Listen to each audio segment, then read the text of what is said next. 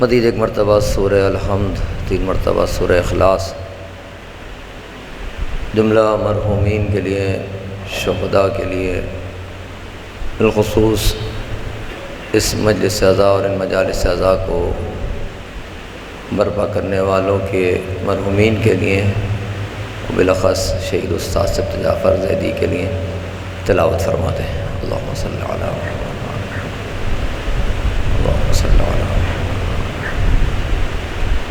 اللہم صلی علی محمد، بسم اللہ الرحمن الرحیم۔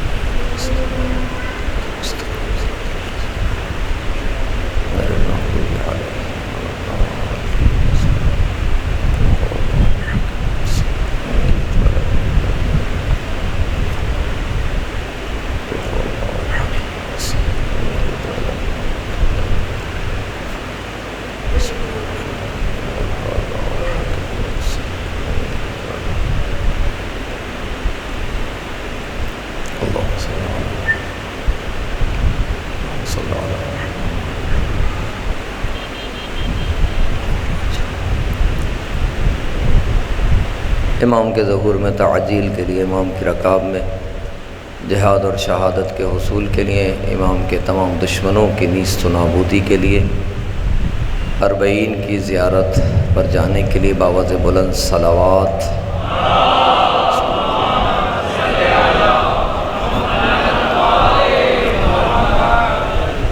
اعوذ باللہ من الشیطان الرجیم، بسم اللہ الرحمن الرحیم، الحمد للہ رب العالمین،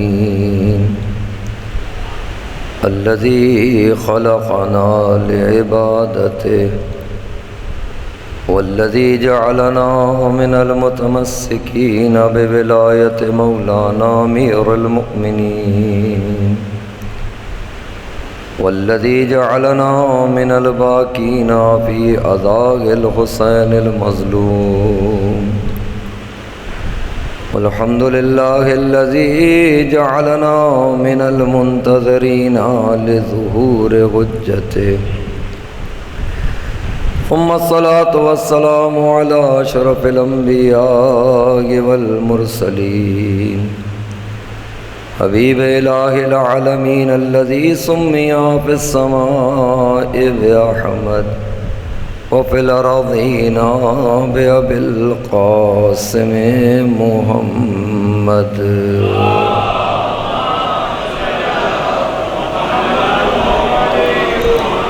وعلی اہل بیتہ الطیبین الطاہرین المعصومین الذین اذھب اللہ عنہم الرجس وطہرہم تطہیرا،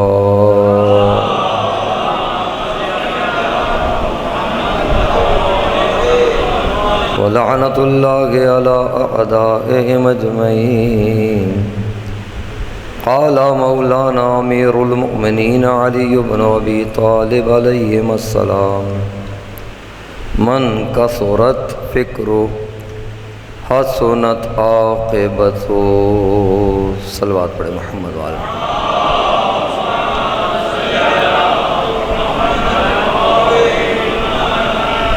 بزرگان محترم اور برادران عزیز،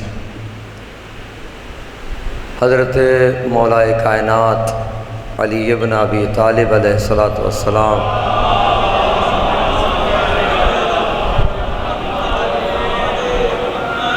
کی زبان مبارک سے جاری ہونے والے اس فقرے کو اس وقت کی گفتگو کے لیے عنوان قرار دے رہا ہوں۔ مولائے کائنات ارشاد فرما رہے ہیں، من کثرت فکرہ حسنت عاقبتہ۔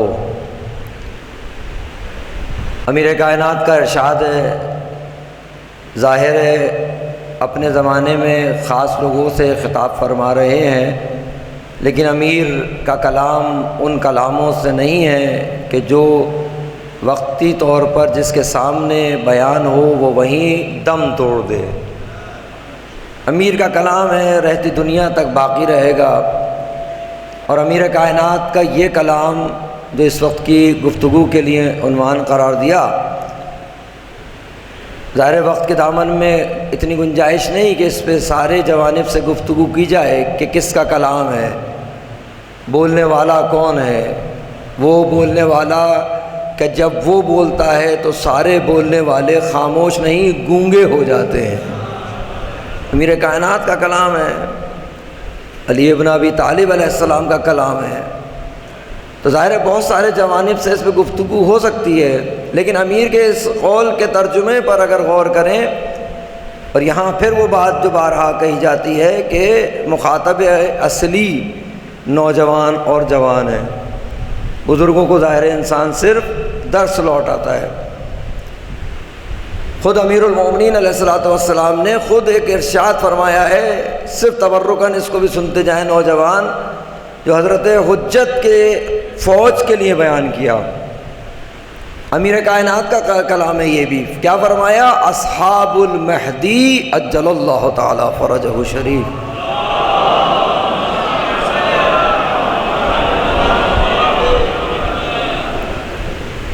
اصحاب المہدی شباب، امیر کائنات کا کلام ہے کہ مہدی کے اصحاب کون ہیں؟ جوان۔ اور جس مکتب سے ہم تعلق رکھتے ہیں وہاں جوانی کی تعریف عمر سے نہیں ہوتی۔ ہمارے مکتب میں جوانی کی تعریف کہ جوان کسے کہتے ہیں، مثلاً ایک 14-15 سال سے نوجوانی شروع ہوتی ہے، اور 18 سال سے جوانی شروع ہوتی ہے، اور 40 سال کی عمر تک تقریباً جوانی رہتی ہے۔ ہم اس مکتب کو نہیں مانتے کہ جہاں جوانی کی تعریف عمر سے ہو۔ ہمارے مکتب میں جوانی کی تعریف واقعاً مردانگی سے ہوتی ہے، اور یہ وہ مردانگی ہے کہ جس کو قرآن نے من المؤمنین رجال کہہ کے کہا ہے، کہ قرآن کا لفظ ہے کہ من المؤمنین رجال، کہ مومنین میں سے کچھ مرد ہیں، اور یہ وہ مرد ہیں جو خاتون کے مقابلے پر نہیں ہیں۔ قرآن کی لفظ ہے یہ وہ مرد ہیں جو نامردوں کے مقابلے پر ہیں۔ تو ہمارے ہاں تعریف کہیں کسی کے ذہن میں یہ نہ چلا جائے کہ یہ وہ جوان ہے جو عمر کے اعتبار سے، گرچہ اگر آپ روایات میں جا کر دیکھیں، خصوصاً جو اصحاب حضرت حجت کے اصحاب کی روایات ہیں، اگر آپ ان کا مشاہدہ کریں تو اور ائمہ کی جو روایات ہیں، جتنی توجہ واقعاً اس ایج کو دی گئی ہے، جتنی توجہ اس عمر کو دی گئی ہے، شاید ہی کسی عمر کے کسی خاص حصے کو دی گئی ہو، جو جوانی کا خاص ایریا ہے۔ ظاہر یہ موضوع نہیں ہے کہ امام علیہ الصلوۃ والسلام فرماتے ہیں کہ نوجوان کا قلب کا ارض الخالیہ، معصوم فرماتے ہیں نوجوان کا دل، نوجوان کا قلب خالی زمین کی مانند ہے۔ اور ظاہر ہے خالی زمین سے اگر تشبیہ دے رہے ہیں تو یقیناً یہ سمجھانا چاہ رہے ہیں جو اس میں بو دو گے وہ ہمیشہ کے لیے پروان چڑھے گا۔ خالی حدیث ہمارے لیے نہیں ہے، سب کے لیے ہے۔ دشمن نے بھی اس کو دیکھا ہوا ہے، دشمن نے بھی اس کو سمجھا ہوا ہے۔ اس کی بھی ساری توانائی نہ کسی بوڑھے پر ہے مجھ جیسے، نہ کسی بچے پر ہے۔ جتنی توانائی وہ جوان پر خرچ کر رہا ہے شاید ہم تصور نہیں کر سکتے۔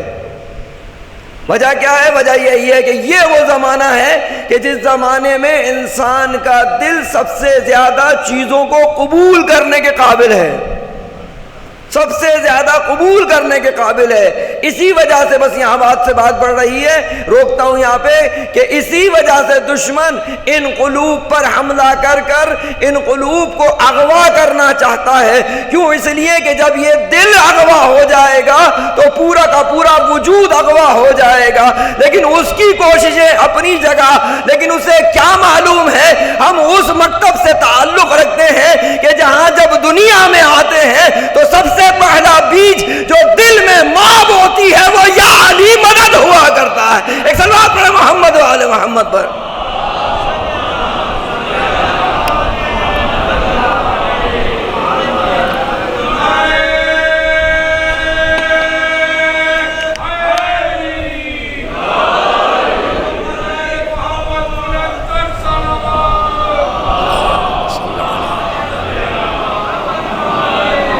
لیکن پھر بھی خطرہ موجود ہے، خطرہ موجود ہے، جوان کے لیے خصوصاً خطرہ موجود ہے۔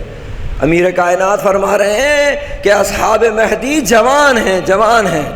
تو ظاہر ہے یہ آپ جب میں آپ کو یہ حدیث سنا رہا ہوں تو ہمارا دشمن کہیں اس سے زیادہ اس حدیث سے واقف ہے، اسے بھی معلوم ہے کہ یہ وہی عمر ہے کہ جہاں اغوا کرنا ہے، کیونکہ اس کو معلوم ہے کہ یہ وہ زمانہ ہے کہ جہاں انسان کا پورا وجود قوت کے اعتبار سے اپنے جوبن پہ ہوتا ہے، جو بھی چیز ہوتی ہے اپنے کمال پہ ہوا کرتی ہے۔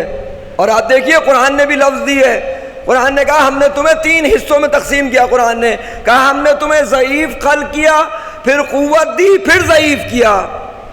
اور دیکھیں آپ عام طور پہ یہی ہوتا ہے نا انسان کے ساتھ، ضعیف کیسا ضعیف ہوتا ہے جب آتا ہے کتنا ضعیف ہوتا ہے، کیا عالم ہوتا ہے انسان کا جب آتا ہے دنیا میں، کتنا ضعیف ہوتا ہے یہ انسان جب دنیا میں آتا ہے۔ یہ اپنے طور پر اتنا ضعیف ہوتا ہے کہ اگر اسے بھوک لگے تو یہ اپنی خود سے بھوک نہیں مٹا سکتا۔ اور خالی بھوک مٹانے کا مسئلہ نہیں ہے، اگر اس کی ماں اس کو اس منبع رزق کی طرف ہدایت نہ کر دے تو یہ اپنے بدن کو باقی نہیں رکھ سکتا۔ تو اللہ یہ سبحانہ و تعالی یہ سمجھانا چاہتا ہے کہ اپنی ماں کی قدر کرو، اگر یہ تمہیں اپنے منبع رزق سے رزق وجود نہ دیتی تو تمہاری زندگی وہی فنا ہو جاتی۔ معنوی طور پہ ماں تربیت کرتی ہے، مادی طور پہ ماں تربیت ہے، لیکن ضعف کا کیا عالم ہے، ضعیفی کا کیا؟ یہ ذرا انسان ریویو کرے اپنے، ذرا اس زمانے کو بھول جاتا ہے جبھی تو جوان ہو کے ذرا تکبر اور مغرور ہونا شروع ہو جاتا ہے، لگتا ہے وہ سمجھتا ہے کہ سب کچھ میں نے میرے اپنے دست بازو سے سب کچھ کمایا ہے، یہ بدن، یہ طاقت، یہ قوت۔ ظاہر ہے جب مغرور اور متکبر ہوگا تو پھر کیا کتنی بری منہ کی کھائے گا پھر۔ تو پروردگار کا نمائندہ یہ فرماتا ہے کہ اصحاب مہدی جوان ہیں، تو جوانوں کی ذمہ داری زیادہ کیا ہے پھر؟ ظاہر ہے کون بتائے گا؟ وہی بتائیں گے کہ جن کو اللہ نے مقرر کیا ہے، مقرر کیا ہے کہ ان کی ہدایت کرو، انہیں بتاؤ۔ اور ظاہر ہے پورا ایک باب ہے یہ بتانے کا کہ کیا کیا بتاؤ اور کیسے کیسے بتاؤ۔ انہوں نے یہ بھی بتایا کہ تمہاری ضرورتیں کیا کیا ہیں، یہ بھی بتایا ہے کہ کیسے کیسے پوری ہوں گی۔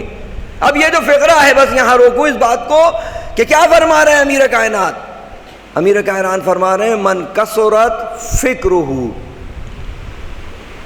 کہ جس کا فکر کرنا زیادہ ہو جائے، کثیر ہو جائے، اکثر ہو جائے، نتیجہ کیا دے رہے ہیں؟ حسنت عاقبتو، اس کی عاقبت بخیر ہے۔ اب بتائیے کوئی ہے جو امیر کائنات کے قول کو ذرا نیچا کر دے کہ نہیں ایسا نہیں ہوگا، میں بغیر اس قول پر عمل کرے اپنی عاقبت کو بخیر کر کے دکھاتا ہوں؟ علی کر سکتا ہے کوئی؟ مولا کائنات بات کر رہے ہیں، کلام امیر کائنات کا کلام ہے، یہاں سن چکے ہیں اساتذہ سے اس بات کو کہ معلوم ہے کہ ان کا کلام اور بقیہ کلاموں میں کتنا فرق ہے، کتنا فرق ہے بقیہ کلاموں میں۔ بہت لمبی گفتگو نہیں، ایک فقط ذرا سا اشارہ، کتنا فرق ہے۔ آپ بتائیے عام طور پر آپ اور میں اگر اپنے آپ کو سچا ثابت کرنا چاہیں تو کیا کریں گے؟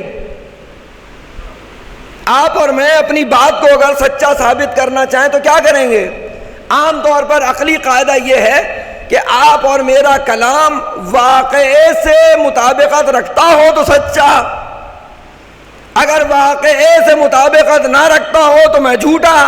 ایسا ہی ہوتا ہے نا۔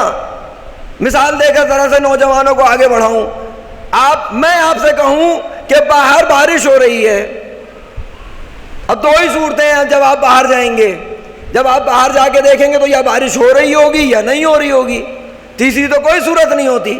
کہ جب آپ نے باہر جا کے دیکھا تو بارش ہو رہی تھی تو آپ کیا میرے قول کی تصدیق کریں گے کہ نہیں کریں گے کہ یہ کہنے والا سچا ہے؟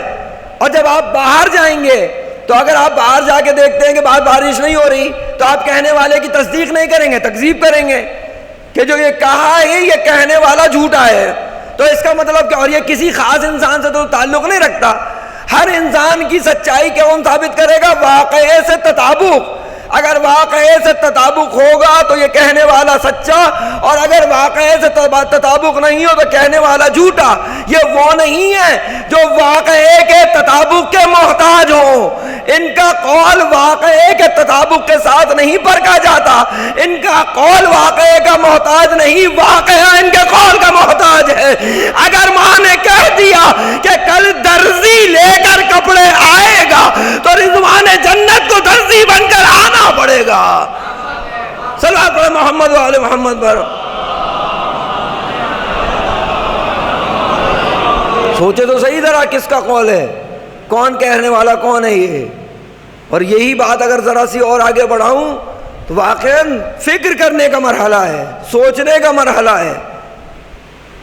جناب میثم کے لیے کیا کہا ہے ابن زیاد نے؟ اسٹیٹمنٹ کیا ہے؟ معاف کیجئے گا، جناب میثم کے لیے امیر کائنات کا اسٹیٹمنٹ کیا ہے؟ کیا کہا ہے امیر کائنات نے؟ میثم تمہیں میری محبت میں سولی دے جائے گی، یہی کہا ہے نا۔ اچھا، جو باطل حکومت ہے اس کا میثم سے کیا تعلق؟ اس کا جو میثم سے جھگڑا ہے اس کی بنیاد کیا ہے؟ براہ راست میثم سے جھگڑا ہے، اس کا براہ راست میثم سے جھگڑا ہے گورنمنٹ کا۔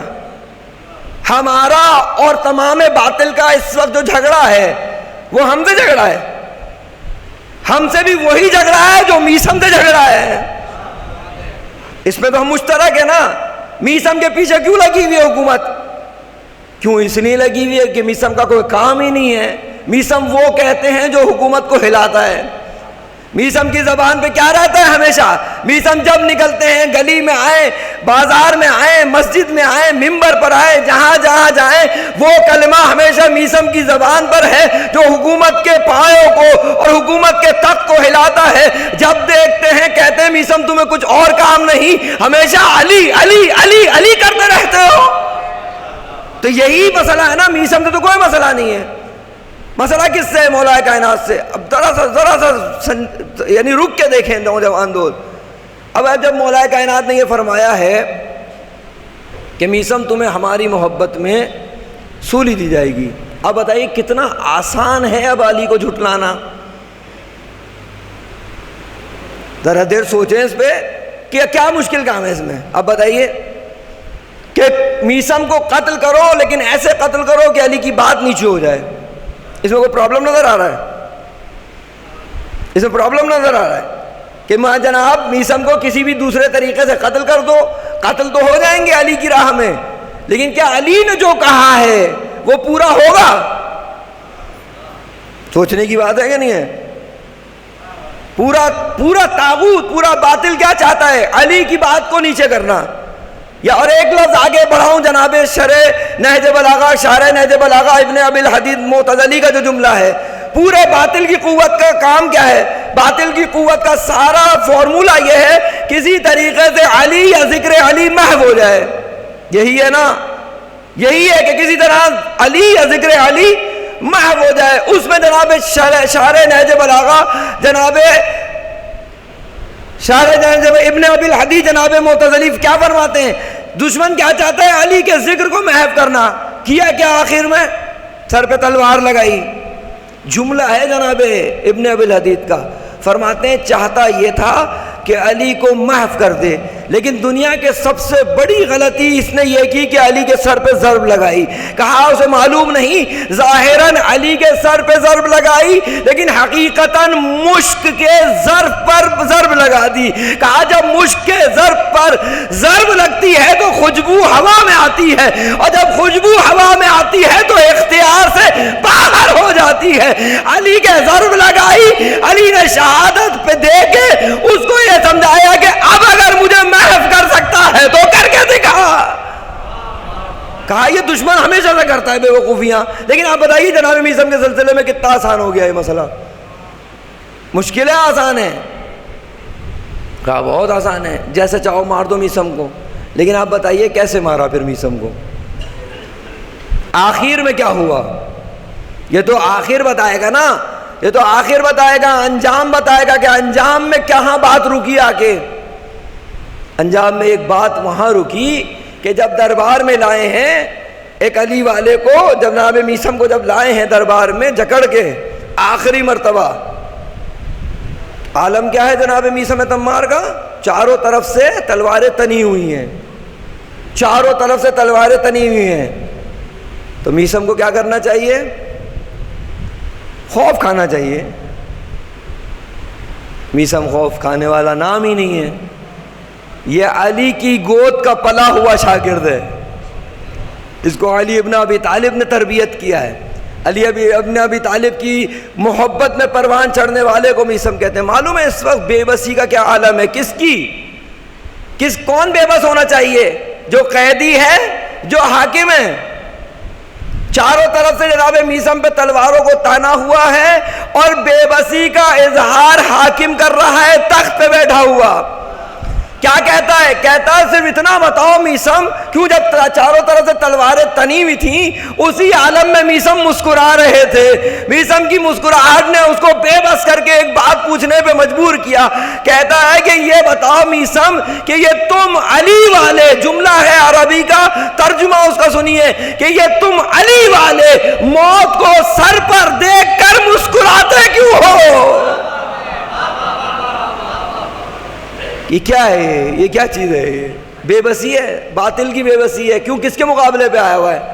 حق کے مقابلے پہ آیا ہوا ہے. اور جب بھی حق کے مقابلے پہ باطل آتا ہے تو ظاہر میں لوگ سمجھ رہے ہوتے ہیں یہ ترقی کر رہا ہے، یہ کامیابیاں کر رہا ہے، اس کو کامیابیاں مل رہی ہیں. لیکن در حقیقت مسلسل تنزلی کا شکار ہو رہا ہوتا ہے، مسلسل تنزلی کا شکار ہو رہا ہوتا ہے. شرط یہ ہے کہ حق کے ساتھ وابستہ ہونا ضروری ہے. آئے کہاں کہاں، عراق میں گھسے، افغانستان میں گھسے، کہاں کہاں گھسے، لیکن کہاں چلے گئے؟ کہاں جہاں سے آئے تھے حق نے وہی لوٹا دیا. ایک صلوات پڑھو محمد و آل محمد پر.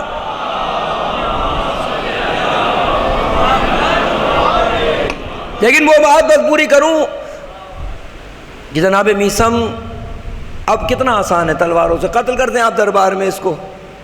آپ کی تو خواہش یہ ہے کہ کسی طرح علی کی بات نیچے ہو جائے، قتل کر دیں اس آدمی کو. کہا طے کیا ہے، باقاعدہ روایت کہتی ہے طے کیا ہے جناب میثم کو اس طرح سے قتل نہیں کرنا جس طرح علی نے کہا ہے. ایسا نہیں ہے کہ آپ کہیں کہ بے خبر تھا.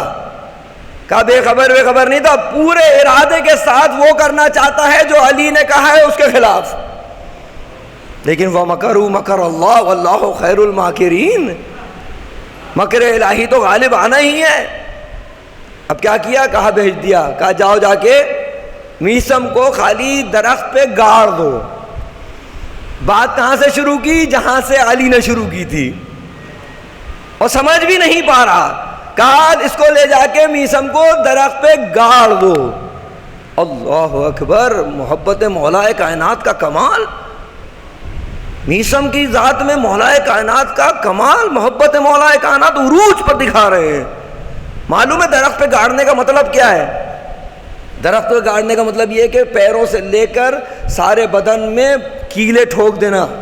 اور کہتا ہے ہم نے علی کے قول کو جھوٹا ثابت کرنا ہے، کہ ہم نے قول علی کو جھوٹا کرنا ہے. کیا کہا؟ اس کو گاڑ کے چھوڑ دو. گاڑ کے چھوڑنے کے بعد جب خون رسنا شروع ہوگا تو ایک وقت آئے گا کہ میثم خود دنیا سے چلا جائے گا. لیکن ایسا تو ہونا نہیں ہے. ہوا کیا؟ جا کے ان کے کارندوں نے جا کے میثم تمار کو مکاملاً اسی طریقے سے گاڑ دیا. یہ گاڑ کے چلے گئے، یہ سمجھے کہ ہم نے اپنا پورا کام کر دیا، یہ سمجھے کہ ہم نے اپنا پورا کام کر دیا. گاڑ کے چلے گئے سکون سے. میثم نے کیا کیا؟ میثم نے کہا یہی تو موقع ہے علی کے فضائل سنانے کا، یہی تو موقع ہے فضائل علی ابن ابی طالب سنانے کا. جناب حذیفہ یمانی کا وہاں سے گزر ہوا. جناب حذیفہ یمانی جیسے ہی وہاں سے گزرے میثم کو اس حال میں دیکھا. کہا میثم نے کہا یہ تو میری دیرینہ آرزو ہے جو پوری ہونے والی ہے، پریشانی کی ضرورت نہیں ہے. حذیفہ کہا میرے لائق کوئی خدمت ہو تو بتاؤ میثم. کہا بہترین موقع ہے، صرف اس جگہ کو صاف کرو اور اس جگہ پر فرش بچھاؤ، اور فرش بچھا کر جا کے کوفے میں اعلان کر دو کہ میثم اس حال میں علی کے فضائل سنا رہا ہے. اب سوچئے اس عالم میں ایسا ذاکر، اور اس عالم میں اور میثم جیسا ذاکر، کہ جس کو علی نے علم منایا وہ بنایا سکھایا ہو، جس کو علم کان وما یکون دیا ہو علی ابن ابی طالب نے، جو علی ابن ابی طالب کی معرفت رکھتا ہو تو جانتا ہو کہ علی کو کس حد تک پہچاننا ہے، خوب جاننے والا فضائل شروع کیے۔ فضائل، اب آپ بتائیے اس عالم میں یہ جو فضائل سنائے گا یہ حکومت کے لیے مفید ہے یا مضر؟ وہ حکومت جو چلتے پھرتے میسم سے برداشت نہ کرتے ہوں علی علی، آپ جب میسم اس حال میں مسائل فضائل سنا رہے ہوں گے تو کیا عالم ہوگا حکومت کا؟ جیسے ہی میسم نے فضائل سنانے شروع کیے اور لوگوں نے اکٹھا ہونا شروع کیا، کچھ لوگ ظاہر مجلس کے اندر وہاں پہ بھی ایجنسی کے موجود تھے، کچھ لوگ دشمن کے لوگ وہاں بھی بیٹھے تھے کہ جو دیکھ رہے تھے کہ آیا وہ مجلس ہو رہی ہے جو ہم چاہتے ہیں یا وہ مجلس ہو رہی ہے جو علی چاہتے ہیں۔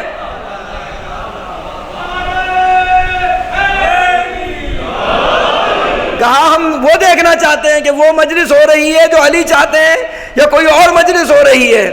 ظاہر ہے اگر کوئی اور مجلس ہو رہی ہوتی تو وہیں بیٹھے بیٹھے سو رہے ہوتے، مسئلہ ہی نہیں ہے، لیکن انہوں نے دیکھا یہاں تو ذاکر ہے میسم اور اس آل میں علی کے فضائل سنا رہا ہے، فوراً خبردار کرنے کے لیے بادشاہ کے پاس گئے، حکومت کے پاس گئے، سیدھے گئے کہاں؟ ابن زیاد کے محل میں۔ توجہ فرمائیے جیسے آپ فرما رہے ہیں، نتیجہ دینا چاہتا ہوں اس کا کہ سیدھے گئے ابن زیاد کے پاس اور کہا معلوم ہے اب وہ جس حالت میں رات میں ہونے چاہیے اسی حال میں تھے، وہ بظاہر وہ سمجھ رہے تھے انہوں نے خود کو مدہوش کیا ہے، لیکن انہیں اندازہ نہیں ہے کہ اللہ ان سے اب اس حالت میں کیا کرانے جا رہا ہے۔ جناب میسم کی خبر پہنچی ابن زیاد کے پاس اس عالم میں اور کہا میسم نے کمال کر دیا، میسم نے مصیبت ڈھا دی، میسم کو روکیں گے نہیں تو حکومت برباد ہو جائے گی۔ کہا کیوں، کیا ہو گیا؟ کہا تم نے کہا تھا کہ درخت سے اس کو ٹھوک دو، ہم نے اس کو درخت سے تو ٹھوک دیا، لیکن اس عالم میں اس نے فضائل سنانے شروع کر دیے۔ تو کہا سنانے دو، کہا سنانے دو کا مسئلہ نہیں ہے، میسم علی کے فضائل سنا رہا ہے۔ کہا تو کیا ہوا؟ کہا میسم فضائل سنا رہا ہے، سارے کوفے کو اس نے اکٹھا کر لیا ہے، لگتا ہے علی کے فضائل سے یہ کوفہ الٹ جائے گا، اور جب کوفہ الٹے گا تو تیری حکومت الٹے گی، اور تیری حکومت الٹے گی تو علی کی حکومت ہوگی، اور علی کی حکومت میں نہ تیری جگہ ہے نہ ہماری جگہ۔ اب اس عالم میں جب پریشانی ہوئی تو فوراً اب پریشانی کے عالم میں کیا ہوا؟ مکر الہی غالب ہوا، نہ اس کی سمجھ میں نہ آیا نہ ان کی سمجھ میں آیا۔ فوراً اس مطالعے کے بعد اور اس مکالمے کے بعد فوراً معلوم ہے کیا کہتا ہے؟ کہتا ہے کوئی دوسرا راستہ سمجھ میں نہیں آتا، جاؤ جاؤ فوراً میسم کی زبان کھینچو، میسم کی زبان کھینچو۔ کہا میسم کی زبان کھینچ دیں؟ کہاں میسم کی زبان کھینچ دو تبھی میسم رکے گا۔ اس کا مطلب کیا ہوا؟ علی والا زبان کھینچنے کے لیے تیار ہوتا ہے، دشمن کھینچنے کے لیے تیار ہوتا ہے۔ اسے معلوم ہے کہ زبان کھینچ کے تو علی والے کو روکا جا سکتا ہے، اس کے علاوہ کوئی دوسرا چارہ ہی نہیں ہے۔ صلوات پڑھ محمد و آل محمد پر۔ کہا میسم کی زبان کھینچو، یہ سارے کے سارے بادشاہ کے حکم سے مکر الہی کے غالب آنے پر سیدھے وہاں گئے، لوگوں کو ہٹاتے ہوئے جناب میسم تمار کے پاس پہنچے۔ میسم بول رہے ہیں، میسم فضائل سنا رہے ہیں۔ انہوں نے کہا خبردار میسم، اب اس کے بعد ایک بات نہ کرنا۔ کہا کیا ہوا؟ کہا ہم تمہاری زبان کھینچنے آئے ہیں، یہ پریشان ہیں۔ میسم خوش ہیں کہ علی کی محبت میں زبان کھینچنے والی ہے، علی کی محبت میں زبان نکلنے والی ہے۔ فوراً فرماتے ہیں اپنا کام کرو، انہوں نے زبان کھینچنا چاہیے۔ میسم نے کہا آخری بات اپنے بادشاہ کو ضرور کہہ دینا، میری زبان تو کھینچ لو گے لیکن اپنے حاکم کو ضرور جا کے کہنا ایک علی والے کا پیغام ہے کہ بات سن، تو نے زبان کھینچ کر ثابت کیا کہ تو جھوٹا میرا علی سچا۔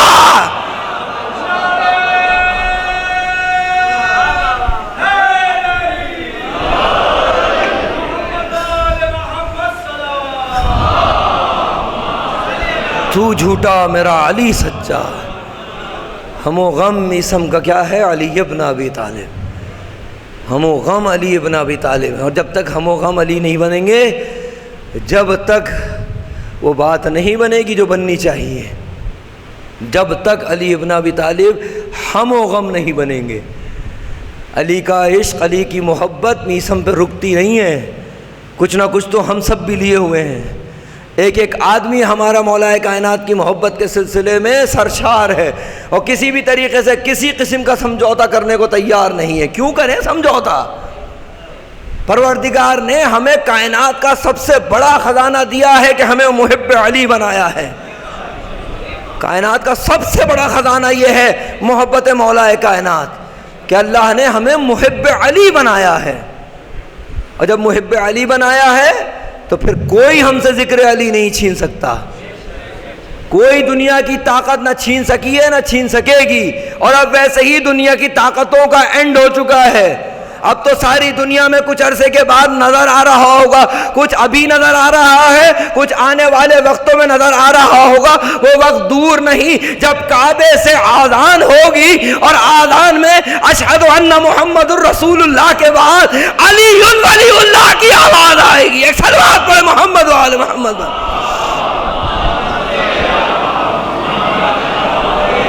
محبت مولا کائنات کے سلسلے میں محبت مولا کائنات طاقت دیتی ہے، جرأت دیتی ہے انسان کو۔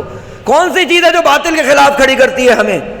ہمارے چھوٹے سے انسان سے لے کے آخری فرد تک، سب سے بڑے فرد تک، کون ہے کہ جو کھڑا کیا ہوا ہے جس نے باطل کے خلاف، حکومت کے تمام طاغوتی قوتوں کے خلاف جس نے کھڑا؟ کیا چیز ہے سوائے محبت مولا کائنات کے؟ کوئی دوسری چیز ہے؟ اور دوسری چیز ہونے کی ضرورت بھی نہیں ہے، علی کی محبت ہی کافی۔ علی کی محبت کے بعد ویسی ہی دوسری کسی چیز کی ضرورت، گنجائش بچتی نہیں ہے، اور اس لیے نہیں بچتی کہ یہ وہ محبت ہے جس پر ہم نہیں، علی کے آقا مولا رسول اللہ ناز کرتے ہیں، ناز کرتے ہیں کہ ہمیں محبت علی سے عشق ہے، ہمیں علی سے محبت ہے۔ پیغمبر کی حدیث جا کے دیکھیے، جا بجا مولا کائنات کی محبت کا تو دم بھرا ہے رسول اللہ نے، کیونکہ کائنات کا، میں نے کہا نا، سب سے بڑا خزانہ ہے یہ محبت مولا کائنات۔ یہ جرأت لاتی ہے، جرأت لاتی ہے، جرأت لاتی ہے۔ آپ کو معلوم ہے نا، شہید مطہری نے مثال دی ہے۔ آپ بتائیے کہ دنیا میں خوف اور ترس اور ڈرپوکی کا جو استعارہ ہے اردو میں، وہ کیا ہے؟ مرغی کہتے نا، مرغی۔ مرغی تقریباً سب سے زیادہ ڈرنے والا جانور ہے، مرغی۔ لیکن جب یہ مرغی انڈے سے اپنے بچے نکالتی ہے اور جب یہ دیکھتی ہے کہ کوئی دوسرا جانور ان کے بچوں پر حملہ کر رہا ہے، اس عالم میں پورے پروں کو پورے وجود کے ساتھ، اس پورے قوت کے ساتھ اس حملہ کرنے والے جانوروں کے سامنے اور ان بچوں کے درمیان میں حائل ہو جاتی ہے۔ یہ مرغی تھی، اس کو اتنی قوت کس نے دے دی؟ کہا یہ مرغی کو ماں بننے کی وجہ سے اس کی مامتا کی محبت نے اتنی قوت دے دی۔ تو جب مرغی اپنے بچوں کے درمیان میں حائل ہو جاتی ہے تو ہم تو ہیں مومن، ہم تو ہیں علی ابن ابی طالب کے محب۔ تب ہمارے سامنے جب کبھی دشمن آیا ہے، آئے گا، اسی طریقے سے پورے وجود کے ساتھ ہمارا بچہ علی ولی اللہ کی حفاظت کرے گا۔ جرأت لاتی ہے، جرأت لاتی ہے۔ جرأت کے ساتھ ساتھ بس ایک بات اور شاید، کہ جرأت کے ساتھ ساتھ ہوش کی ضرورت ہے۔ کیا مطلب ہوش کی ضرورت ہے؟ طاقت تو بہت ہے بازو میں، جوان دوستوں سنیں، طاقت تو بہت ہے آپ کو اور ہمیں، طاقت تو بہت دی اللہ نے، اور پھر ظاہر ہے جب پلس ہو جائے طاقت کے ساتھ، اصل طاقت ہی حب علی ہے۔ جب طاقت کے ساتھ حب علی اور حب علی کے ساتھ طاقت، ویسے تو دو چیزیں نہیں ہیں، جب دونوں چیزیں اکٹھی مل جائیں تو پھر انسان کیا ہونا چاہیے؟ ایک جملہ کہوں آپ کے لیے، نوجوان دوستوں کے لیے، آپ یہ بتائیے، بندوق چلانا کمال ہے یا یہ پتا ہو کہ کہاں چلانی ہے کہاں نہیں چلانی؟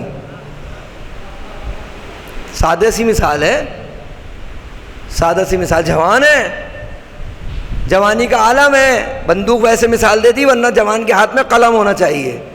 چلے اسی مثال کو لے لیجیے، قلم تو ہے لیکن قلم میں جرأت ہے کہ قلم وہ لکھے جو علی چاہتے ہیں؟ قلم میں اتنی جرأت ہے شاید یہ بھی لکھ دے، کیونکہ اسے اندازہ نہیں کہ کیا ہو جائے گا، ہر وقت تھوڑی لکھا جاتا ہے وہ۔ یہاں تو سمجھ چاہیے، سوچ چاہیے، آج کے حالات کے اندر نہیں چاہیے سمجھ بوجھ، سمجھ بوجھ نہیں چاہیے، بالکل سمجھ بوجھ چاہیے. تو یہ کیا چیز چاہیے؟ کیا چیز چاہیے؟ آپ کیا سمجھتے ہیں؟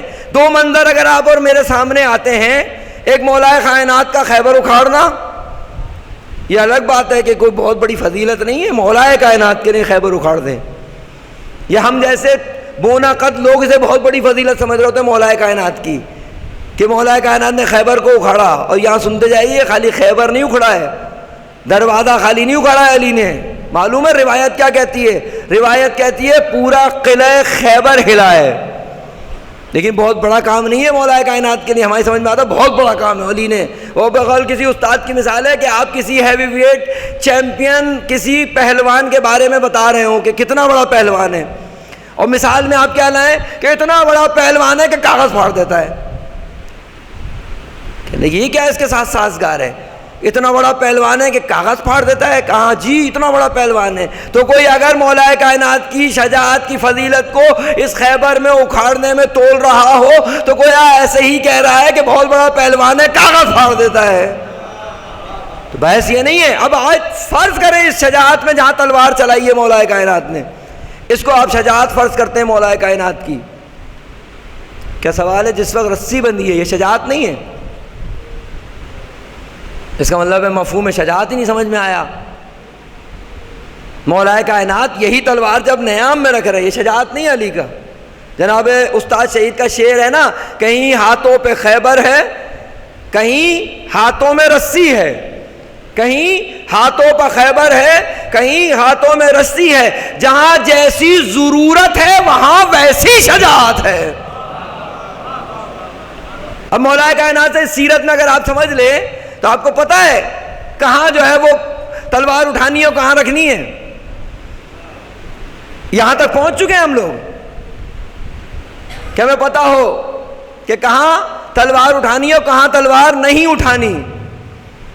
اتنا پہنچ گئے، اتنا آگے. حالات حاضرہ میں اگر آپ اور ہم آئیں تو کہاں کیا کہنا ہے کیا نہیں کہنا یہاں پہنچ گئے. پہلے تو یہی مسئلہ ہے کہ آپ کو کس نے دی ہے اتھارٹی کہ آپ کہیں؟ مجھے کس نے اتھارٹی دی ہے کہ میں کچھ کہوں؟ جبکہ یہ بھی جانتا ہوں مجلس میں سننے کے بعد، سر ہلانے کے بعد، کہ مجھے نہیں پتا کہ کون سا پوائنٹ درست ہے کون سا پوائنٹ درست نہیں. اپنی جہالت کے میں اقرار کے بعد بھی اپنی رائے دوں کہ سب سے بڑا جو بھونچال ہے وہ تو سوشل میڈیا ہے نا. اس وقت سب سے بڑا بھونچال کہاں ہے؟ اور سب سے زیادہ جو کاشتکاری ہو رہی ہے جوان کے دل میں وہ کون سی زمین ہے؟ Social media. ایک تو وہ مفسر وہ ہوتا ہے نا جو اپنی ایک لمبی طولانی عمر کے بعد مفسر بنتا ہے قرآن کا، ایک مقدمات طے کر کے، ایک منزلوں کو طے کر کے، ایک لمبا عرصہ طے کر کے وہ اس قابل ہوتا ہے کہ تفسیر قرآن کہے اور اس کے بعد بھی کہے کہ واللہ عالم بالصواب، کہ اللہ بہتر جانتا ہے کہ میں بات صحیح سمجھا ہوں کہ نہیں سمجھا. ایک وہ ہے مفسران جن کی عمریں گزرتی ہیں. دوسرا کون سا؟ یہ لفظ لے جائیے اپنے لیے، خالی ہم اپنے لیے لے لیں. دوسرے کون سے مفسر ہیں؟ مفسران سوشل میڈیا، مفسران سوشل میڈیا، کہ جن کا کام کیا ہے؟ آیت کی تفسیر کرنا. آیت کا معنی پوچھ لو تو نہیں بتا پائیں گے کہ آیت کا معنی کیا ہے خود. اور اگر آپ اہل بھی ہیں تو آپ کو معلوم ہے کہ ہر تفسیر کے ہر آدمی کے سامنے کہی جاتی ہے. سوشل میڈیا تو بالکل ایسے ہی ہے نا جیسے آپ روڈ پہ کھڑے گفتگو کر رہے ہیں.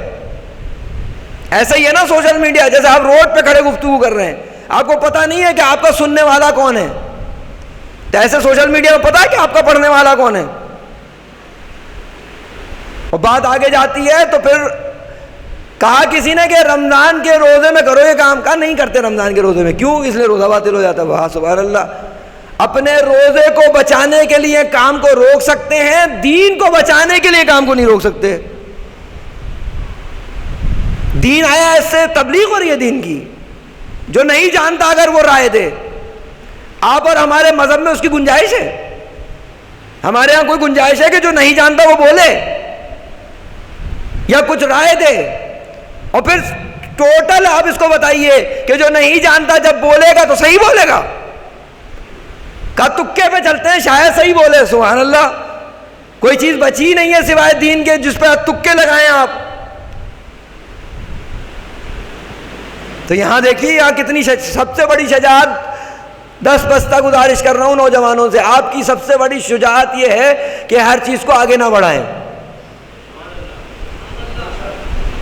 اتنا شاید وہ خرچ نہیں کرتے آگے بڑھانے میں جتنا ہم خرچ کر دیتے ہیں آگے بڑھانے میں. کتنا مسائل پیدا ہو گئے کہ نہیں ہو گئے اس وقت، قدم قدم پہ مسئلہ ہے، قدم قدم پہ مسئلہ ہے. کم از کم انسان اپنی ذمہ داری تو پوری کرے کہ اس کی جو اپنی ذمہ داری بنتی ہے. پہلی دفعہ گفتگو بھی نہیں ہو رہی اس پہ، پھر بھی وہی سے ہی جاری ہے. کوئی ایک چیز آتی ہے جس کی نہ سند کا پتہ ہے، بعد میں پھر معافی بھی مانگتے ہیں، معاف کیجیے گا غلطی ہو گئی، بات ایسے نہیں تھی. جبکہ روایت کیا کہتی ہے؟ پہلے سوچو پھر بولو. اسی طریقے سے یہ جب آپ کریں گے تو شجاعت خدا را آپ کی یہی ہے کہ آپ ان چیزوں کو آگے نہ بڑھائیں. ہر آدمی آپ کو یہی کہہ رہا ہے مجلس میں کہ آپ کم از کم بلا وجہ کی پوسٹوں کو آگے نہ بڑھائیں. آگے بڑھائیں گے. آپ بتائیے اگر میں ایک چیز آگے بڑھاتا ہوں، آپ بتائیے میں جناب زہرا کے سامنے جواب دہ ہوں کہ نہیں؟ ہوں کہ نہیں؟ اور دو حالتوں سے خالی نہیں ہے. آیا یہ ظہور کو قریب کر رہا ہے ایک پیغام، یا ظہور کو دور کر رہا ہے؟ جبکہ میں اس پوزیشن میں بھی نہیں ہوں کہ اس میسج کو سمجھ پاؤں کہ واقعاً یہ ظہور کو قریب کر رہا ہے کہ نہیں کر رہا. تو مولا کائنات سے آپ بتائیے، مولا کائنات سے اور اہل بیت سے انسان نے آگے چلنا ہے یا پیچھے چلنا ہے؟ واضح ہے کہ مولا کائنات اور اہل بیت سے انسان نے پیچھے چلنا ہے. پیچھے چلے گا تو کامیابی ہوگی، ورنہ اس کے علاوہ کامیابی بہت مشکل ہے. بھیانک ترین دور میں زندگی گزار رہے ہیں، اس کو نہیں مانتے ہم. روایت یہ کہتی ہے کہ جتنا ظہور قریب ہوتا چلا جائے گا انسان کے لیے آگ ہاتھ میں لینا آسان ہوگا، ایمان بچانا مشکل ہوگا. صبح ہوگی مومن ہوگا، شام ہوگی کافر، اور اس پہ بڑی مصیبت کہ اسے پتہ بھی نہ ہو. اپنی دانش میں سب سے زیادہ اپنے آپ کو مومن سمجھ رہا ہو، اور اپنے فعل سے اپنی فکر کی وجہ سے دائرے خیمہ ظہور سے باہر نکل گیا ہو. دیر تھوڑی لگتی ہے خیمہ ظہور سے باہر نکلنے میں. ذرا سی ظہور کے خلاف اور انسان کی سازش کا حصہ بنے گا، اس کے لیے مشکل کھڑی ہو جائے گی.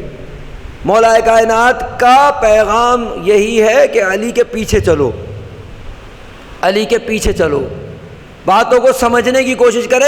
جن صورتحالوں میں ہم لوگ داخل ہو رہے ہیں، انٹرنیشنلی سے لے کے گلی محلے تک، جعفر طیار کی فضا تک اگر آپ اور ہم تو آپس میں ایک دوسرے سے گفتگو کر سکتے ہیں نا کھل کے. جعفر طیار کے اندر جو کچھ بھی ہو رہا ہے سب سے مطمئن ہیں آپ؟ پورے سال جو کچھ بھی ہو رہا ہے سب چیز سے مطمئن ہے؟ نہیں ہے. بحث ہے کہاں؟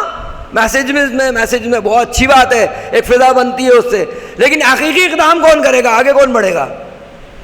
کہا نہیں مولانا لوگ کریں، خالی مولانا لوگ وہ بھی کرنا چاہیے، لیکن خالی مولانا لوگ کریں گے. برا سب کو لگ رہا ہے، نہ جانے کتنی چیزیں ہیں محرم میں اور محرم کے علاوہ، برا سب کو لگ رہا ہے. کوئی حکمت عملی کے لیے تیار نہیں کہ بیٹھیں ڈسکس کریں، اس کو حل کریں مسئلے کو. کیونکہ خرابی پھیلانے والے سارے خراب نہیں ہیں، بہت سارے ایسے لوگ ہیں جو نادان ہیں. صرف انہیں پیار محبت سے دلیل سے سمجھایا جائے گا، ان کی سمجھ میں آ جائے گا. اقدام کریں، اسٹیپ اٹھائیے، پھر دیکھیں کیسے حالات سمجھ میں نہیں آئیں گے. کیونکہ خطرناک وادی میں داخل ہو گئے. ہر قدم ہمارا جتنا آگے بڑھ رہے مسائل بڑھ رہے ہیں. اس کی ایک وجہ یہی ہے کہ جس کی جو ذمہ داری ہے وہ پورے کرنے کو تیار نہیں ہے، بغیر تفریق کے. ایسا نہیں کہ کچھ بھی نہیں ہو رہا، بہت کچھ ہو رہا ہے. میں آپ کو آپ کی طرف سے اس پیغام کو آگے پہنچاؤں. جعفر طیار کی سوسائٹی اور اس کے مومنین، اس کی مذہبی تنظیمیں، اس کی ماتمی تنظیمیں، اس کے شعراء، اس کے علماء، سارے جتنا کردار ادا کر رہے ہیں، شاید پورے پاکستان میں کہیں اتنی ذمہ داری ادا نہیں ہو رہی. یہاں بہت بہتری ہے، اللہ کا شکر ہے. پوری دنیا میں جانے کا موقع ملتا ہے، جتنا یہاں کی تعریف ہوتی ہے بہت کم علاقوں کی تعریف ہوتی ہے. یہاں کے لوگ جتنے پاکیزہ ہیں، یہاں کے لوگ جتنے ذمہ دار ہیں، یہاں کے لوگ جتنے فعال ہیں، یہاں کے لوگ جتنا لبیک کہنے والے ہیں، یہ بہت بہتری ہے. لیکن ابھی بہت گنجائش ہے. ابھی بہت گنجائش ہے. یاد رکھیے خرابی کو پیار محبت سے روکیں, دلیل سے روکیں, اور رکے گی. میں کسی خرابی کی طرف براہ راست نہ اشارہ کرنا چاہتا ہوں, نہ کرنے کے موڈ میں اس وقت, نہ میں اس کو اہل سمجھتا ہوں کہ خرابیوں کو اگر روکنا ہے تو خرابی کو پیار محبت سے روکے. اور سب سے بہترین پلیٹ فارم خود یہ اعضا ہے, یہ خود فرش اعضا ہے جو سب سے بہترین ہے, جہاں سب اکٹھے ہوتے ہیں. جیسے یہاں اکٹھے ہوتے ہیں, پوری زندگی اگر سال ہم اکٹھا گزاریں, سب مل جل کے اگر ساتھ اکٹھا گزاریں, مجھے آپ کی فکر ہو, آپ کو میری فکر ہو, کتنا بہترین ہو جائے گا ماحول. لیکن ذمہ داری پوری نہیں کریں گے تو یاد رکھیے ہر انسان فرد یاد رکھے, اگر ذمہ داری نہیں پوری کرے گا تو کل کو جواب دہ ہوگا, اور کل بہت دور نہیں رہ گیا ہے. جتنا حالات بدلتے چلے جا رہے ہیں, آپ کو مجھے اپنی ذمہ داری کو زیادہ محسوس کرنے کی ضرورت ہے. قدم بقدم ظہور قریب ہو رہا ہے, قدم بقدم ظہور قریب ہو رہا ہے. کتنا ٹائم ہے ہمارے پاس جو ہم ظہور کو دے رہے ہیں, کتنا ہمارے پاس فکر کرنے کا موقع اور وقت ہے کہ ہم ظہور کے لیے فکر کریں. جناب میثم سلام اللہ علیہ سے کیا لیا اگر مہدی کو کبھی کبھی یاد کیا,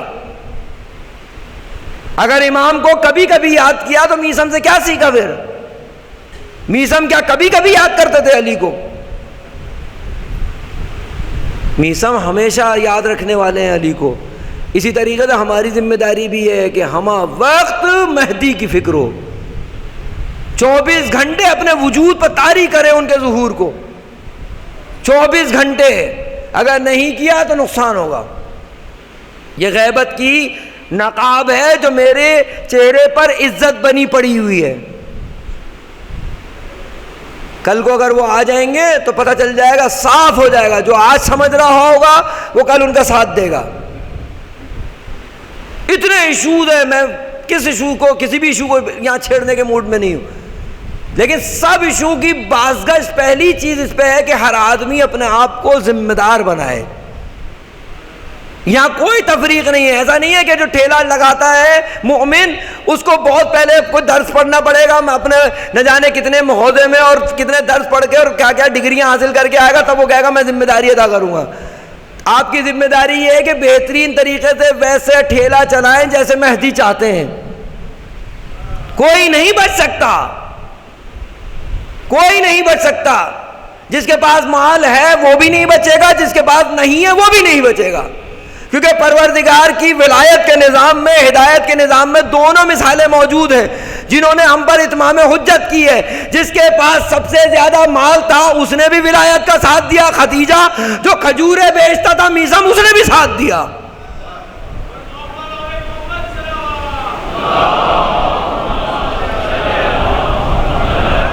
ذہنوں کو جوڑنے کی ضرورت ہے. کوئی ایک ایسا نہیں ہے انسان ہمارا جو کرنا نہ چاہتا ہو, کوئی ایسا نہیں ہے جو کچھ کرنے کے فیز میں نہ ہو. سب کچھ, ہر ایک کچھ نہ کچھ کرنا چاہتا ہے. ذہنوں کو جوڑنے کی ضرورت ہے. بہترین موقع, بہترین پلیٹ فارم خود ظہور ہے حضرت کا, کہ جس کے ذریعے ہم آپس میں ایک دوسرے کو جوڑ سکتے ہیں. ہر آدمی اپنا اپنا کام. آپ بتائیے اتنے لوگ یہاں بیٹھے ہیں جتنے بھی, بعض لوگوں کے خلاف لباس پہنے ہوئے نہیں پہنے ہوئے. پوری کائنات میں اگر آپ مشاہدہ کریں تو یہ کائنات اختلاف پر مبنی ہے.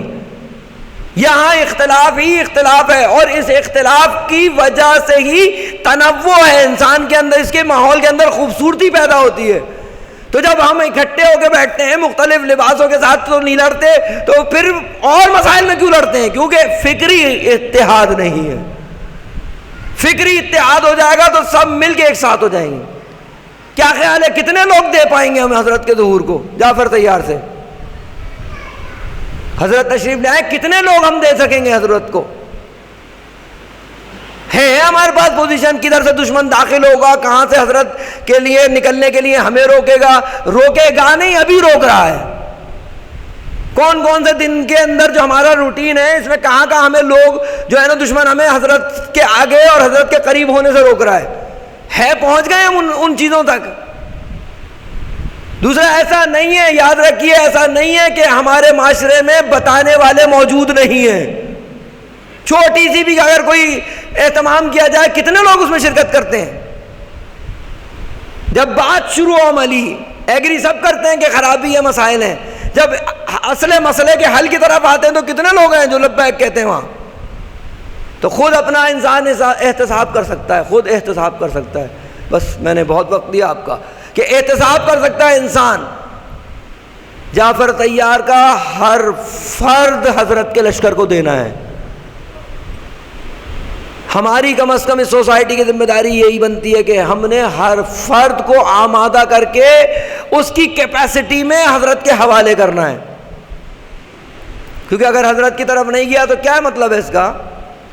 کامیابی ہے پھر، واضح ہے بالکل کامیابی نہیں ہے پھر اگر حضرت تک نہیں جا سکے. اور سب سے زیادہ اہم ترین چیز جو آپ کو اور مجھے حضرت کے قریب کرتی ہے معلوم ہے کیا ہے؟ وہ آسان ترین چیز، سب کے لیے آسان ہے، جو مولا کے قریب کرتی ہے. کیا ہے وہ؟ جو آپ جب محرم کا چاند طلوع ہوتا ہے اور آج تک یا حسین سنا آنکھ سے آنسو آیا. حضرت کو خود بھی بہت پسند ہے یہ گریا. سبھی حضرت کے قریب ہونا چاہتے ہیں تو بہترین وسیلہ ہے یہ آنسو.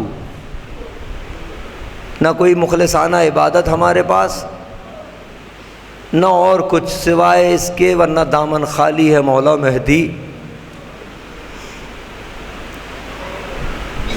گریا امام حسین پر، آپ کے آنسو آنکھوں میں آ گئے. یہ خود نہیں رو رہے آپ، کوئی ہے جس نے آپ کو اجازت دی ہے کہ میرے جد پر رو. پاکیزہ ہیں واقعاً وہ لوگ جو ایک دفعہ یا حسین سن کر رو جاتے ہیں. ان کا دل بہت پاکیزہ ہے، واقعاً بہت پاکیزہ ہے. مولا مہدی یہ آپ کے جد کو رونے والے ہیں. ان میں سے کوئی ایک بھی نہیں ہے جو آپ کے خلاف جانا چاہے. مولا ہم سب مل کر آپ سے التماس کرتے ہیں مولا، آپ کی بارگاہ میں آنسو بہائے ہیں مولا، آپ کے جد حسین پر آنسو بہائے مولا. آپ سے عہد کرتے ہیں کہ آج کے بعد وہ کریں گے جو آپ چاہتے ہیں. کسی نے دیکھا عالم مکاشفہ میں حضرت کو دیکھا، حضرت نے گریا کیا. معلوم ہے نا آپ کو، آپ سے سن کے برداشت نہیں ہوتا نا کربلا اور کربلا کے مسائل. آپ کو معلوم ہے نا حضرت کو روزانہ کربلا دکھائی جاتی ہے. پوچھنے والے نے پوچھا مولا کون سا منظر ایسا ہے جو آپ کے لیے سب سے زیادہ گرا ہے؟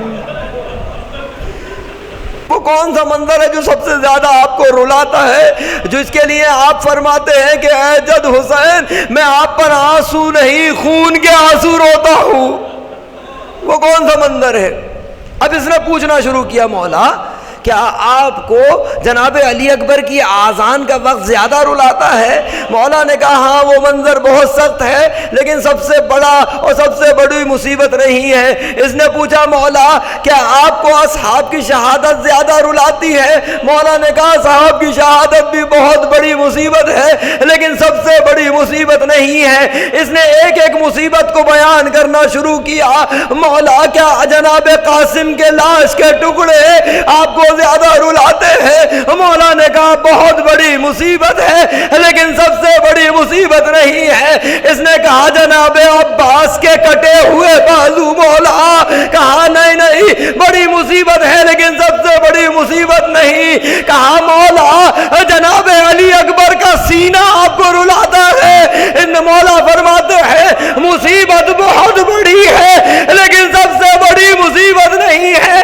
اس نے پوچھا مولا کیا وہ وقت رلاتا ہے جب حسین نے ششماہے کو بلند کیا؟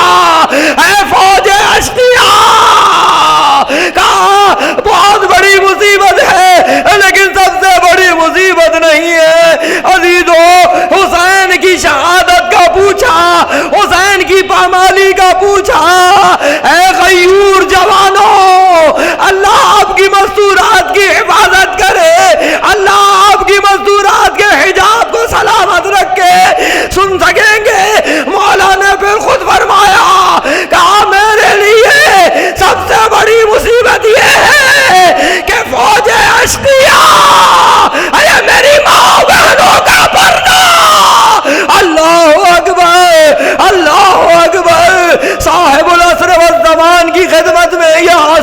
پیش کرتے ہیں۔ مولا اپنے ظہور کی خدمت میں، اپنے ظہور کی راہ میں اس کو قبول کیجئے۔ عزیزو بس جلدی سے ایک یا دو منزلیں لے کر آپ رو چکے ہیں، آپ مولا سے متصل ہو چکے ہیں، اور جب روتے ہیں تو مولا سے متصل ہوتے ہیں، ان سے ضرور التماس کیجئے۔ جملہ کہوں اگر آپ کی طرف سے مولا کی طرف، مولا اگر آنسو کوئی قبول ہو گیا ہو آقا تو صرف ایک خواہش ہے مولا، میں غریب ہوں مولا، میرے پاس اسباب نہیں مولا، اگر مولا ہو سکے تو مجھے 40 بلا لیجیے آقا، آقا 40 کی زیارت نصیب ہو جائے آقا، کربلا کی خدمت کا موقع مل جائے آقا۔ بس عزیزو جلدی سے ایک وقت منزل طے کر کر آپ کے آنسو حضرت صاحب العصر کے رومال کے حوالے کروں۔ آپ کو معلوم ہے اجرکم علی اللہ، اجرکم علی اللہ۔ آپ کو معلوم ہے کہ جس وقت 28 رجب کو کربلا کے لیے حسین نکلے ہیں نا، اس وقت بہت سارے مناظر ہیں، فقط ایک منظر کو پیش کروں گا عزیزوں۔ وہ کون سا منظر؟ راوی یہ کہتا ہے، جناب ذیشان جوادی نے نقل کیا ہے، راوی یہ کہتا ہے میں مدینے سے باہر تھا، میں نے مدینے کے اندر جب داخل ہوا ہوں، میں نے دیکھا سارا مدینہ اداس ہے، ہر طرف سوگ کی فضا ہے، عجیب اداسی چھائی ہوئی ہے۔ میں نے کسی سے پوچھا کہ یہ مدینے کا یہ حال کیا ہوا ہے؟ کہنے والے نے کہا روح مدینہ چھوڑ رہی ہے، حسین کربلا جا رہے ہیں۔ کہا میں جیسے ہی محلے بنی ہاشم میں پہنچا، میں نے دیکھا چاروں طرف قناتیں لگی ہوئی ہیں، محلے بنی ہاشم کو قناتوں سے بند کیا گیا ہے۔ میں نے دیکھا ایک جوان ہے جس کی ہاتھ میں شمشیر ہے، اور وہ اس طرف سے اس طرف ٹہل رہا ہے، اور صرف ایک جملہ ہے جو کہتا ہے، کہا واہ جابا واہ جابا واہ جابا۔ کہا یہ کون ہے؟ کہا حسین کا بھائی عباس، کیونکہ حسین کی مستورات گھر سے باہر قدم نکالنا چاہتی ہے۔ وہ کہتا ہے میں قریب ہو گیا، میں نے جا کر دیکھا کہ کیا منظر ہے، راوی تھا، مجھے اجازت ملی، میں نے جا کے دیکھا۔ کہا میں دیکھتا ہوں کہ دروازے کے برابر میں باہر اونٹ بیٹھے ہیں، محملیں لگی ہوئی ہیں، حسین خود ایک کرسی پر بیٹھے ہوئے ہیں۔ کہا میں نے دیکھا ایک معظمہ نے گھر سے باہر قدم نکالا، ایک جوان نے بڑھ کر اس معظمہ کو سوار کرایا۔ میں نے پوچھا یہ کون؟ کہا یہ قاسم کی ماں ام فروا ہے جس کو قاسم نے سوار کرایا۔ کہا وہ سوار ہو گئی، پھر ایک اور معظمہ نکلی، ان کے بیٹے نے ان کو سوار کرایا۔ کہا میں نے دیکھا وہی شیر جو واہ جابا کی صدا لگا رہا تھا، دروازے پر آیا، دروازہ کھلا، ایک معظمہ نے قدم باہر نکالا، اس معظمہ کو اس شیر نے سوار کرایا۔ کہا یہ کون؟ کہا علی کی چھوٹی بیٹی ام کلثوم جس کو عباس نے سوار کرایا۔ کہا میں دیکھ رہا تھا جو بھی بیوی باہر نکل رہی ہے اس کو اس کا عزیز سوار کرا رہا ہے، لیکن حسین کرسی پر بیٹھے ہیں۔ کہا یکا یک منظر بدلا، وہ سارے جوان اکٹھے ہو کے آگے آ گئے، وہ شیر بھی آگے آ گیا۔ کہا حسین نے بھی کرسی چھوڑی، حسین کا کرسی چھوڑنا تھا، دروازہ کھلا۔ کہا ایک معظمہ پہلی بار گھر سے باہر کھڑا۔ کہا کسی نے زانو طے کیا، کسی نے بازو سنبھالا، سوار کرایا۔ میں نے پوچھا یہ کون؟ کہا علی کی بڑی بیٹی زینب کبریٰ۔ عزیزو یہ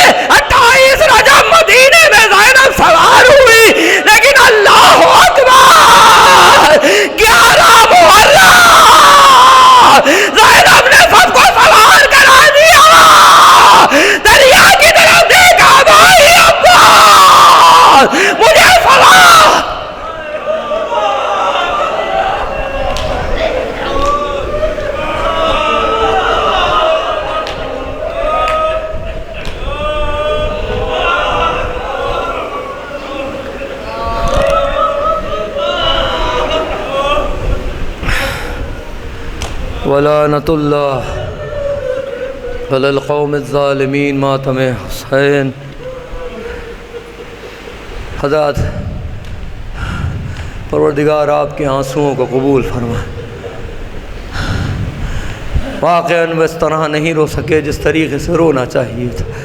اپنی اپنی دعاؤں کو ذہن میں رکھتے ہوئے بالخصوص اس محلے کے ایک عالم دین جناب یوسف چنگیزی شدید قم میں علیل ہیں، آج ان کو ویلٹینیٹر پہ بھی ڈال دیا ہے۔ دعا میں بڑی تاثیر ہے، وہ بھی جب انسان آنسو بہا چکا ہو حسین پر، وہ بھی جب حسن جناب زینب کی مصیبت پر گریہ کیا ہو۔ قبولیت کا لمحہ ہے، تمام بیماروں کی شفا یابی کے لیے، بالخصوص تمام ان مومنین کی جو اس بستی میں ہیں یا اس کے علاوہ جو بیمار ہیں، شدید بیمار ہیں، ان سب کی صحت یابی کے لیے، اربعین کی زیارت کے لیے، امام کے ظہور کے لیے، امام کی رکاب میں جہاد اور شہادت کے لیے، امام کے تمام دشمنوں کی نیست نابودی کے لیے 3 مرتبہ مل کر بآواز بلند صلوات اللہم صلی علی محمد وآل محمد وعجل فرجہم، اللہم صلی علی محمد وآل محمد وعجل فرجہم، اللہم صلی علی محمد وآل محمد وعجل فرجہم۔